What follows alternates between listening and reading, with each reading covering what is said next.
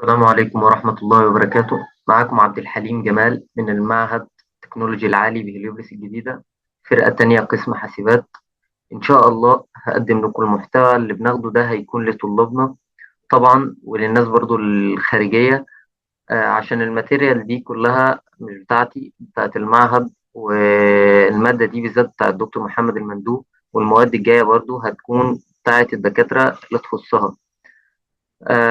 فأولا كده حابب أوجه الشكر ليهم طبعا، للدكتور محمد المندوب وللمعهد التكنولوجي العالي بليوبلس الجديدة.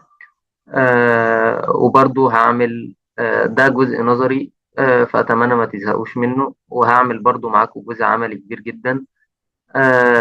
فالطلاب اللي بره المعهد هيقدروا يستفادوا منه برضو. هو أنا هبدأ بالبرزنتيشن بتاع كل دكتور الأول، ومش في كل المواد برضو.